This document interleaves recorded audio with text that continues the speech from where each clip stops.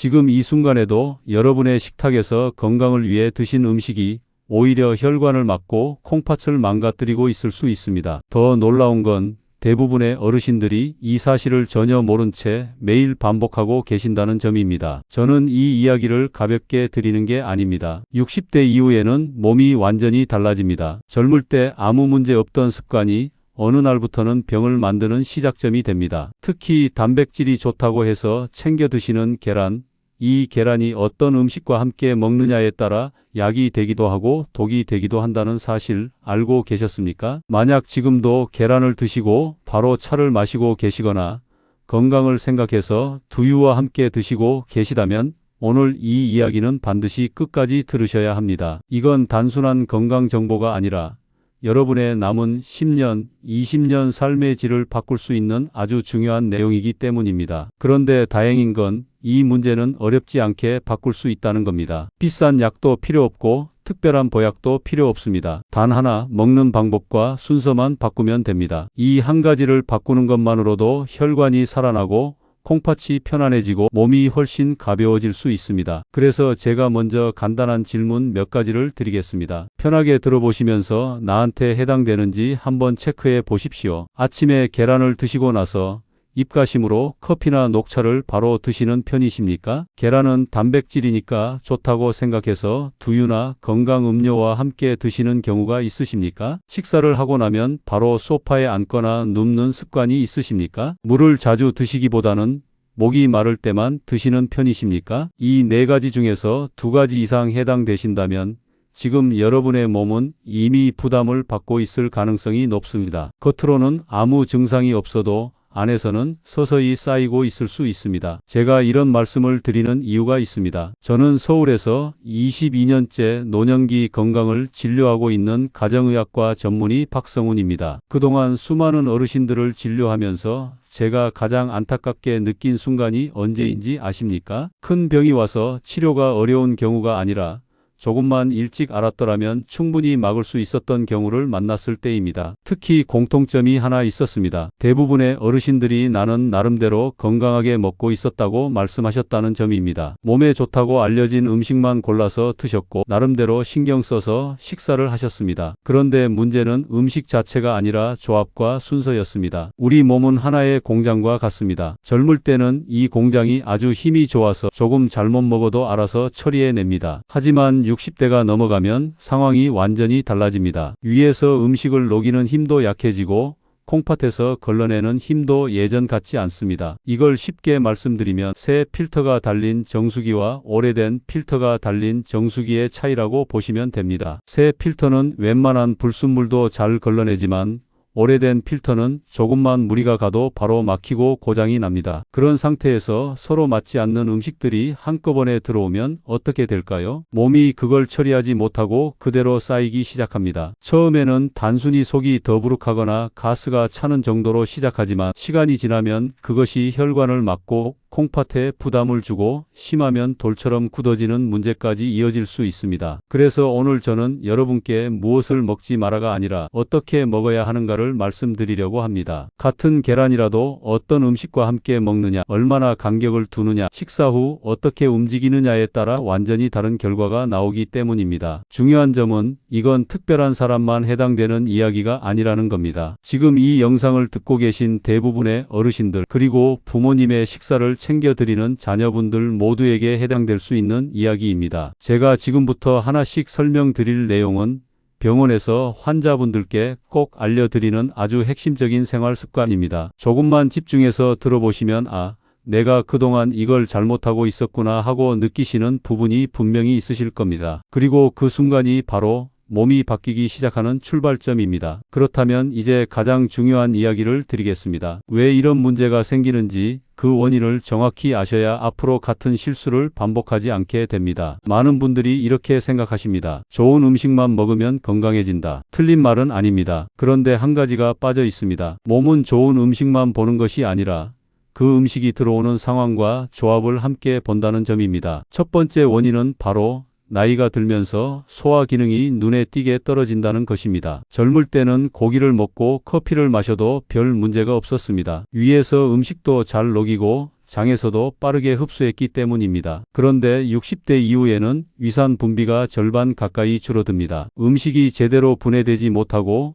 위 안에서 오래 머물게 됩니다. 쉽게 말해 예전에는 불이 활활 타오르던 화로가 지금은 약한 불씨만 남은 상태라고 보시면 됩니다. 이 상태에서 단백질이 많은 음식이 들어오면 어떻게 될까요? 완전히 분해되지 못한 채 위에 오래 남게 되고 그 과정에서 가스가 차거나 더부룩함이 생깁니다. 많은 어르신들이 나이가 드니까 소화가 안 된다고 느끼시는 이유가 바로 여기에 있습니다. 두 번째 원인은 단백질의 과도한 섭취입니다. 요즘은 어디를 가도 단백질이 중요하다는 말을 많이 듣습니다. 그래서 계란도 드시고 두유도 드시고 단백질 음료까지 함께 드시는 분들이 많습니다. 그런데 문제는 우리 몸 특히 콩팥이 이 단백질을 처리해야 한다는 점입니다. 콩팥은 우리 몸의 정수기 필터 같은 역할을 합니다. 단백질이 몸에서 쓰이고 남은 찌꺼기를 걸러내는 역할을 합니다. 그런데 60대 이후에는 이 필터의 힘이 약해집니다. 여기에 한 번에 많은 단백질이 들어오면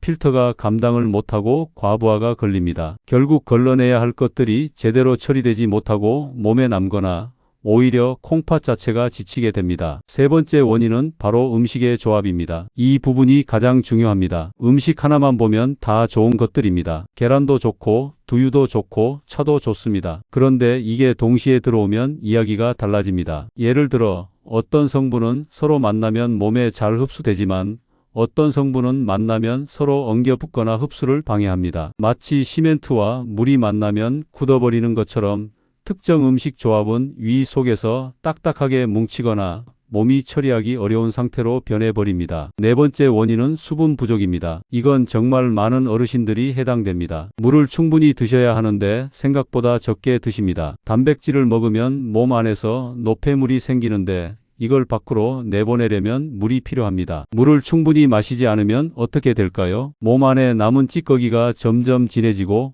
끈적해지고 결국은 쌓이게 됩니다. 이것이 혈관을 더럽히고 콩팥에 부담을 주고 심하면 돌처럼 굳어지는 원인이 되기도 합니다. 물은 단순한 음료가 아니라 몸을 청소하는 운반차라고 생각하시면 됩니다. 다섯 번째 원인은 식사 후 습관입니다. 식사를 하고 나서 바로 앉거나 누워 계시는 분들이 많습니다. 그런데 이 습관이 생각보다 큰 영향을 줍니다. 식사를 하면 혈당이 올라가고 몸은 그걸 처리해야 합니다. 이때 움직이지 않으면 에너지로 쓰이지 못한 것들이 지방으로 쌓이거나 혈관에 부담을 줍니다. 반대로 식후에 가볍게라도 걸으시면 근육이 그 에너지를 바로 사용합니다. 특히 허벅지 근육은 우리 몸에서 가장 큰 근육인데 이 근육이 혈당을 흡수해주는 역할을 합니다. 그래서 식후 걷기는 단순한 운동이 아니라 몸을 정리하는 아주 중요한 과정입니다. 지금까지 말씀드린 5가지 소화 기능 저하, 단백질 과다, 잘못된 조합, 수분 부족, 그리고 식후 습관, 이 5가지가 겹치면 어떤 일이 생길까요? 몸 안에서는 작은 문제가 아니라 연결된 큰 문제가 시작됩니다. 그래서 다음으로는 이 문제들이 우리 몸에서 어떻게 연결되어 더 큰 병으로 이어지는지, 장과 혈관, 그리고 콩팥이 어떻게 영향을 주고받는지 아주 쉽게 설명드리겠습니다. 지금까지 원인을 하나씩 말씀드렸다면 이제는 그 원인들이 우리 몸에서 어떻게 연결되어 더 큰 문제로 이어지는지 꼭 이해하셔야 합니다. 이 부분을 이해하시면 왜 같은 습관이 시간이 지나면서 병으로 이어지는지 분명하게 보이기 시작합니다. 우리 몸은 따로따로 움직이는 것이 아니라 하나로 연결된 시스템입니다. 특히 장, 혈관, 콩팥, 그리고 뇌까지 모두 하나의 흐름으로 이어져 있습니다. 이 연결 구조를 쉽게 말씀드리면 장, 혈관, 심장, 뇌, 다시 콩팥으로 이어지는 순환고리라고 보시면 됩니다. 먼저 장을 생각해 보겠습니다. 우리가 먹은 음식은 장에서 흡수됩니다. 그런데 앞에서 말씀드린 것처럼 소화가 제대로 되지 않거나 잘못된 음식 조합이 들어오면 장에서 문제가 생깁니다. 제대로 분해되지 않은 찌꺼기들이 남고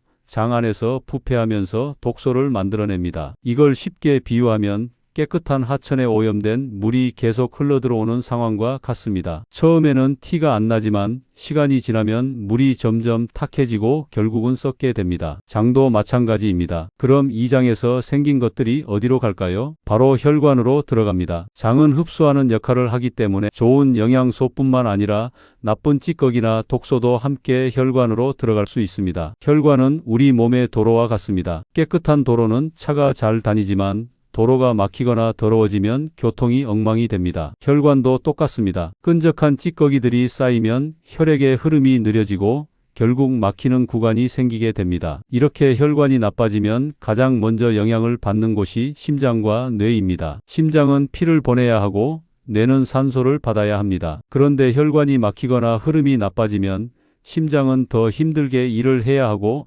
뇌는 충분한 산소를 받지 못하게 됩니다. 그래서 어떤 분들은 요즘 머리가 맑지 않다, 자꾸 깜빡깜빡한다, 조금만 걸어도 숨이 찬다고 느끼시는데 이게 단순한 노화가 아니라 혈관 문제에서 시작된 경우도 많습니다. 여기서 끝이 아닙니다. 이렇게 더러워진 혈액은 결국 콩팥으로 가게 됩니다. 콩팥은 이 혈액을 깨끗하게 걸러내는 역할을 합니다. 그런데 이미 찌꺼기가 많아진 상태의 혈액이 계속 들어오면 콩팥은 그걸 걸러내느라 점점 지치게 됩니다. 이걸 다시 비유하면 깨끗한 물을 거르는 필터는 오래 사용할 수 있지만 오염된 물을 계속 걸러야 하는 필터는 금방 막히고 망가집니다. 콩팥도 똑같습니다. 특히 단백질이 많은 식사를 하고 물까지 부족한 상태라면 상황은 더 나빠집니다. 걸러야 할 찌꺼기는 많은데 그걸 씻어낼 물이 부족한 상태가 되기 때문입니다. 그러면 콩팥 안에 점점 찌꺼기가 쌓이고 심한 경우에는 딱딱하게 굳어서 돌처럼 변하기도 합니다. 이렇게 장에서 시작된 작은 문제가 혈관을 거쳐 심장과 뇌,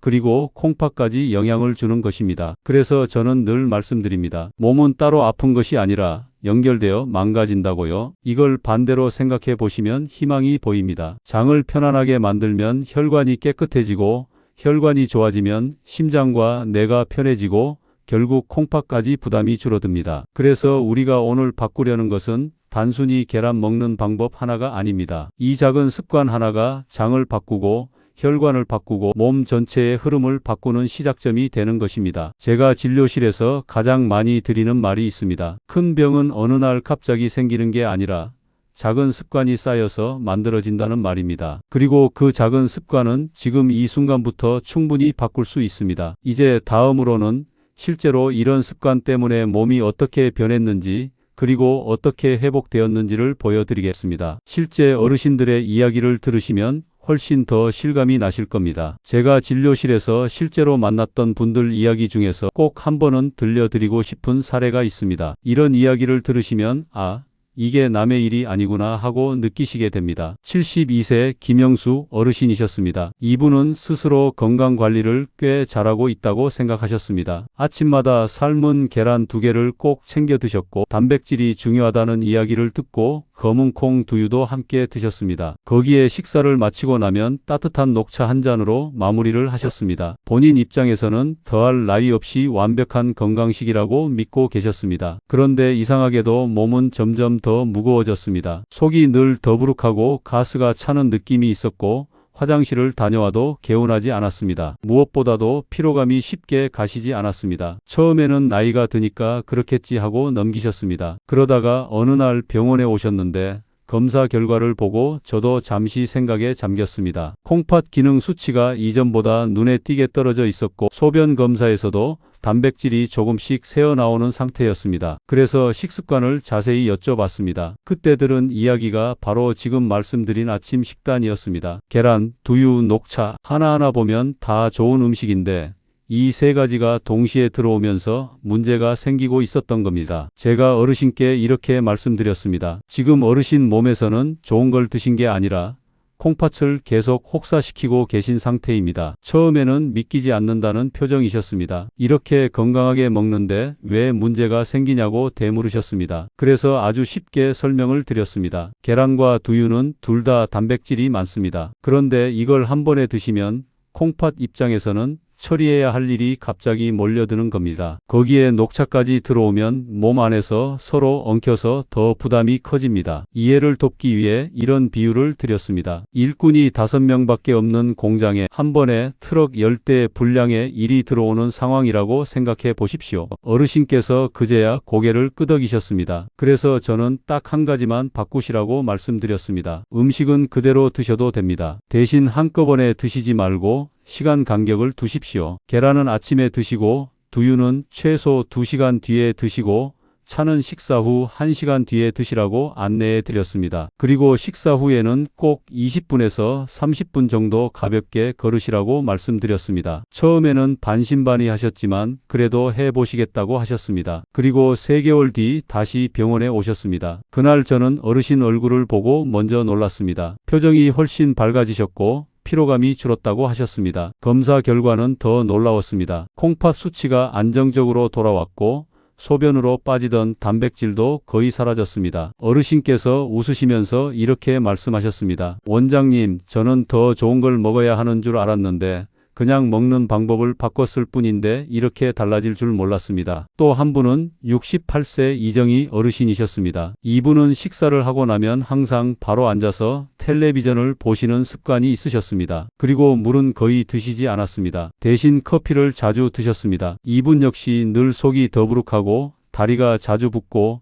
아침에 일어나면 몸이 무겁다고 하셨습니다. 검사상 큰 병은 아니었지만 몸 상태는 분명히 좋지 않은 상태였습니다. 그래서 저는 이분께도 복잡한 처방을 드리지 않았습니다. 식사 후 30분만 걸어 보십시오. 그리고 하루에 물을 조금씩 나누어 드십시오. 이 2가지만 부탁드렸습니다. 처음에는 그게 무슨 효과가 있겠냐고 하셨지만 한 달 정도 지나고 나서부터 몸이 달라지는 걸 느끼셨다고 합니다. 붓기가 줄고 속이 편해지고 무엇보다도 아침에 일어날 때 몸이 가볍다고 하셨습니다. 이 2분의 공통점이 무엇인지 아십니까? 특별한 약을 드신 것도 아니고 비싼 보약을 드신 것도 아닙니다. 단지 습관 하나를 바꾸셨을 뿐입니다. 그래서 저는 늘 말씀드립니다. 건강은 거창한 데서 오는 것이 아니라 매일 반복되는 작은 행동에서 만들어진다고요. 이제부터는 무엇을 먹느냐보다 더 중요한 어떻게 먹느냐에 대해 구체적으로 말씀드리겠습니다. 같은 계란이라도 제대로 드시면 몸을 살리는 음식이 될 수 있기 때문입니다. 이제부터는 많은 분들이 가장 궁금해하시는 부분입니다. 그렇다면 도대체 어떻게 먹어야 몸에 도움이 되는지,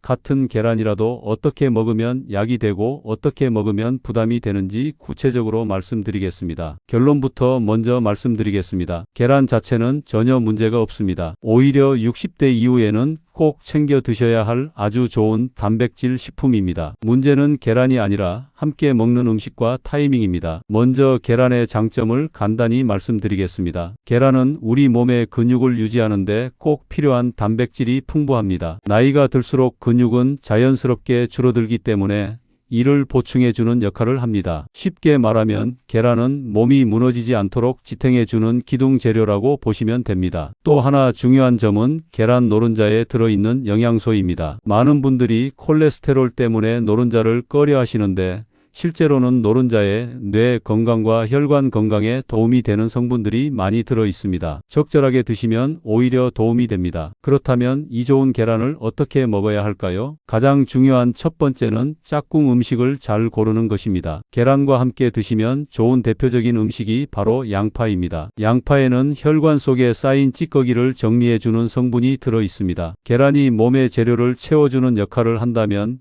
양파는 혈관을 청소해주는 청소부 역할을 한다고 생각하시면 됩니다. 그래서 2가지를 함께 드시면 공급과 정리가 동시에 이루어지는 아주 좋은 조합이 됩니다. 두 번째로 좋은 음식은 토마토입니다. 토마토의 붉은색 성분은 몸의 노화를 늦추고 혈관을 보호하는 데 도움을 줍니다. 그런데 이 성분은 그냥 먹으면 몸에 흡수가 잘 안 됩니다. 이때 계란 노른자의 지방 성분이 함께 들어오면 흡수가 훨씬 잘 됩니다. 마치 기름이 있어야 양념이 잘 스며드는 것처럼 계란이 토마토의 좋은 성분을 몸속으로 데려가는 역할을 한다고 보시면 됩니다. 세 번째로는 치즈를 말씀드릴 수 있습니다. 계란에는 단백질은 많지만 칼슘은 상대적으로 부족한 편입니다. 치즈는 이 부족한 부분을 채워줍니다. 그래서 뼈 건강까지 함께 챙기고 싶으신 분들에게는 좋은 조합이 될 수 있습니다. 이렇게 계란과 잘 맞는 음식들을 함께 드시면 단순히 영양을 채우는 수준을 넘어서 몸 전체의 균형을 맞추는 데 도움이 됩니다. 다음으로 중요한 것은 조리 방법입니다. 많은 분들이 계란을 오래 삶아서 드시거나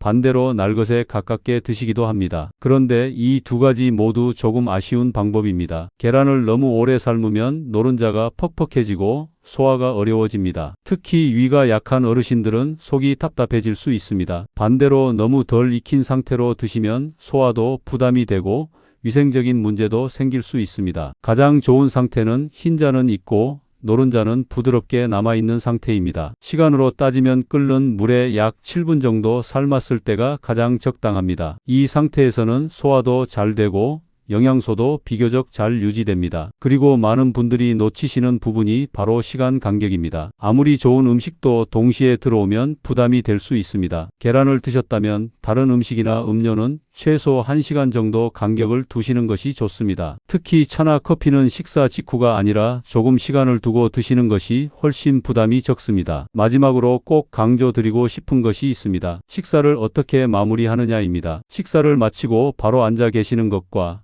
20분에서 30분 정도 천천히 걷는 것은 몸에 완전히 다른 결과를 만듭니다. 걷기를 하시면 혈액이 잘 돌고 방금 드신 영양소가 필요한 곳으로 잘 전달됩니다. 반대로 움직이지 않으면 그 영양소가 제대로 쓰이지 못하고 남아버리게 됩니다. 지금까지 말씀드린 내용은 어렵지 않습니다. 계란을 드실 때 좋은 짝꿍을 선택하고 적당히 익혀서 드시고 시간을 나누고 식후에 조금만 움직이시면 됩니다. 이 간단한 원칙만 지켜도 몸은 분명히 달라지기 시작합니다. 다음으로는 이 방법을 실제로 어떻게 실천하면 좋을지, 하루 식사에서 어떻게 적용하면 되는지 더 구체적으로 정리해서 말씀드리겠습니다. 이제부터는 좋다는 건 알겠는데 실제로 어떻게 해야 하느냐, 이 부분을 아주 구체적으로 말씀드리겠습니다. 오늘 들으신 내용을 내일부터 바로 실천하실 수 있도록 하루 흐름에 맞춰 쉽게 설명드리겠습니다. 아침 식사를 기준으로 먼저 말씀드리겠습니다. 아침에 계란을 드신다면 가장 좋은 방법은 다른 음식과 복잡하게 섞지 않는 것입니다. 계란은 계란대로 먼저 드시고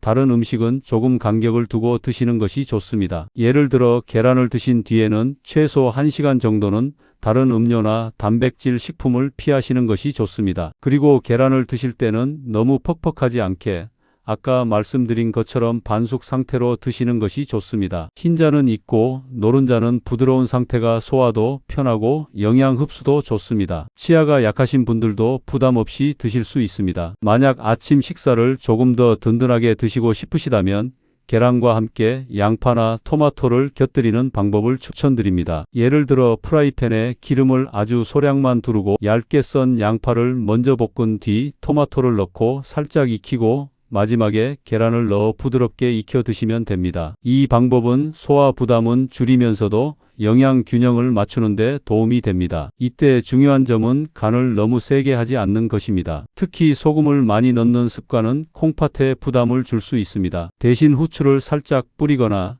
싱겁게 드시는 습관을 들이시는 것이 좋습니다. 식사를 마치셨다면 바로 앉지 마시고 잠깐이라도 움직이시는 것이 중요합니다. 거창하게 운동을 하실 필요는 없습니다. 집 근처를 20분에서 30분 정도 천천히 걸으시면 충분합니다. 이 시간에 몸은 방금 들어온 영양소를 정리하고 혈액 흐름을 안정시키는 중요한 작업을 합니다. 많은 분들이 나이가 들어서 운동하기 힘들다고 말씀하시는데 이 식후 걷기는 운동이라기보다는 몸을 정리하는 과정이라고 생각하시면 좋겠습니다. 천천히 편하게 걸으시면 됩니다. 그 다음으로 중요한 것이 물 섭취입니다. 단백질을 드신 후에는 몸 안에서 여러 가지 대사가 일어나면서 노폐물이 생깁니다. 이 노폐물을 밖으로 내보내기 위해서는 물이 꼭 필요합니다. 하지만 여기서도 주의하실 점이 있습니다. 식사 직후에 물을 한꺼번에 많이 드시는 것은 좋지 않습니다. 위 안에 소화액이 묽어지면서 소화가 더디게 될 수 있기 때문입니다. 물은 식사 후 2030분 정도 지난 뒤에 따뜻한 물을 조금씩 나누어 드시는 것이 가장 좋습니다. 하루 전체로 보았을 때는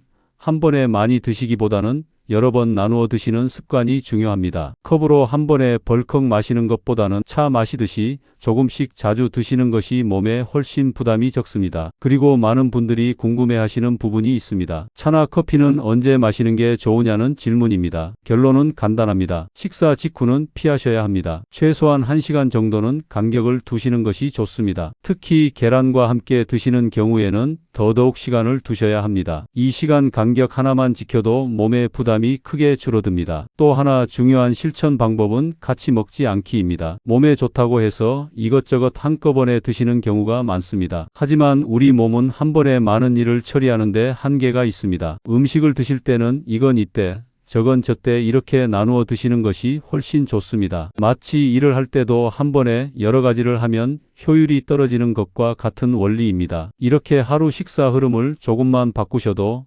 몸은 분명히 반응하기 시작합니다. 처음에는 큰 변화를 못 느끼실 수도 있지만 2주, 3주가 지나면 속이 편해지고 몸이 가벼워지고 피로가 덜 쌓이는 것을 느끼시게 됩니다. 중요한 것은 완벽하게 하려는 것이 아니라 한 가지라도 꾸준히 실천하는 것입니다. 다음으로는 이런 좋은 방법도 잘못 사용하면 오히려 문제가 될 수 있는 경우가 있습니다. 어떤 분들은 특히 더 조심하셔야 하는 부분이 있습니다. 그 주의사항을 꼭 짚어드리겠습니다. 지금까지 좋은 방법을 말씀드렸지만 아무리 좋은 방법이라도 모든 분들에게 똑같이 적용되는 것은 아닙니다. 특히 몇 가지 경우에는 반드시 주의하셔야 합니다. 이 부분을 모르고 그대로 따라 하시면 오히려 몸에 부담이 될 수 있기 때문에 꼭 귀 기울여 들어주시기 바랍니다. 먼저 콩팥, 즉 신장 기능이 이미 약해져 있는 분들입니다. 병원에서 신장 수치가 조금 떨어졌다는 말을 들으신 적이 있거나 단백뇨가 있다는 이야기를 들으신 분들은 특히 주의가 필요합니다. 이런 경우에는 단백질 섭취 자체를 조절해야 할 수도 있기 때문에 계란 섭취량도 개인 상태에 맞게 조절하셔야 합니다. 이때는 반드시 담당 의사와 상의하시는 것이 가장 안전합니다. 두 번째로 혈압이 높거나 심혈관 질환을 가지고 계신 분들입니다. 이런 분들은 평소 식습관에서 나트륨, 즉 소금 섭취를 줄이는 것이 매우 중요합니다. 그런데 계란을 드실 때 소금을 찍어 드시는 습관이 있으신 분들이 많습니다. 이 작은 습관이 쌓이면 혈압에 영향을 줄 수 있습니다. 가능하면 소금 대신 싱겁게 드시거나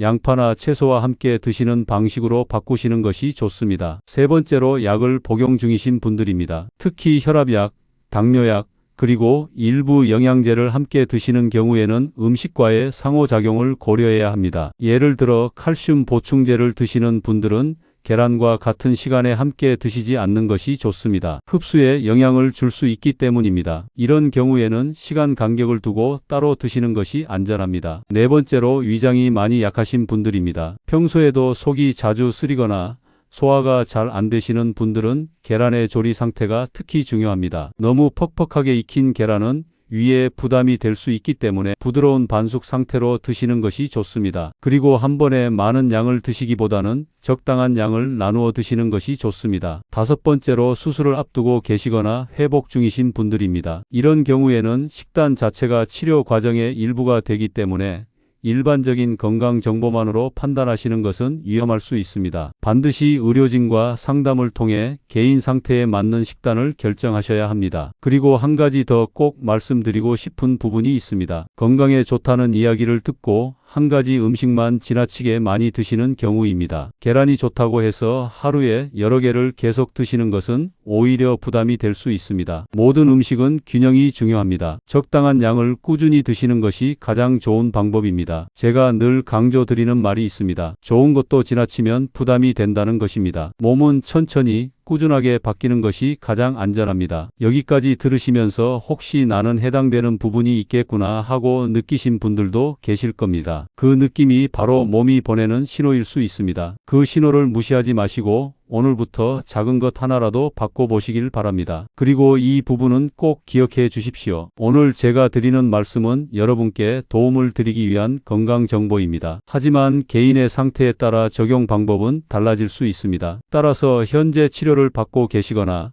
특별한 질환이 있으신 경우에는 반드시 담당 의료진과 상담하신 후에 실천하시기 바랍니다. 이제 마지막으로 이렇게 습관을 바꾼 분들이 실제로 어떤 변화를 경험하셨는지 그리고 여러분이 앞으로 어떤 변화를 기대하실 수 있는지 정리해서 말씀드리겠습니다. 이제 마지막으로 이렇게 작은 습관을 바꾼 분들이 실제로 어떤 변화를 겪으셨는지 그리고 여러분께서 앞으로 어떤 변화를 기대하실 수 있는지 정리해서 말씀드리겠습니다. 제가 진료하면서 느낀 가장 큰 차이는 특별한 치료를 받은 분과 생활 습관을 바꾼 분 사이에서 나타났습니다. 약을 드시면서도 생활이 그대로인 분들은 변화가 더디고 다시 나빠지는 경우도 많았습니다. 반대로 약은 그대로 드시면서도 식습관과 생활 습관을 조금씩 바꾸신 분들은 시간이 지날수록 몸이 점점 안정되는 모습을 보였습니다. 앞에서 말씀드린 김영수 어르신도 그렇고 이정희 어르신도 마찬가지였습니다. 두 분 모두 거창한 치료를 받으신 것이 아니라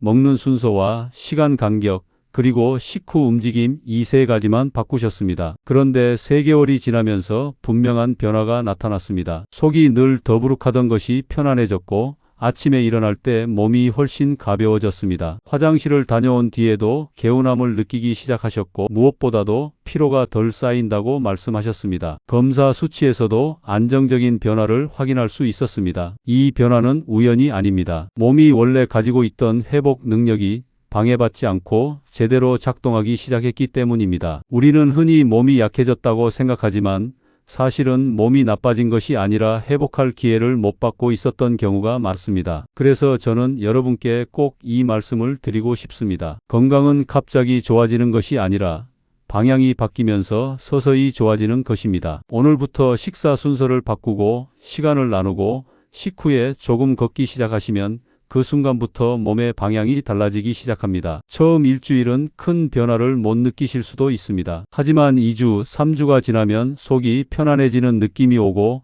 한 달 정도 지나면 몸이 가벼워졌다는 것을 느끼시게 됩니다. 그리고 석 달이 지나면 내가 예전보다 확실히 달라졌다는 것을 스스로 느끼시게 됩니다. 중요한 것은 거창하게 시작하는 것이 아니라 오늘부터 한 가지만이라도 바꾸는 것입니다. 내일 아침 계란을 드실 때 다른 음식과 시간을 나누어 보시는 것, 식사를 마치고 20분만 걸어 보시는 것, 물을 조금씩 자주 드셔 보시는 것, 이 작은 변화들이 쌓이면 몸은 반드시 반응합니다. 그리고 이 말씀도 꼭 드리고 싶습니다. 여러분이 건강하게 지내시는 모습 자체가 가족에게 가장 큰 선물입니다. 병원에 누워 있는 모습이 아니라 스스로 걸어서 식사하고 웃는 모습이 자녀들에게는 무엇보다 큰 힘이 됩니다. 혹시 오늘 들으신 내용이 도움이 되셨다면 혼자만 알고 계시지 마시고 가족이나 주변 분들과 꼭 나누어 주시기 바랍니다. 특히 부모님이나 친구분들 중에 비슷한 식습관을 가지고 계신 분들이 있다면 이 내용을 알려드리는 것만으로도 큰 도움이 될 수 있습니다. 건강편지는 여러분의 건강한 노후를 위해 가장 쉽고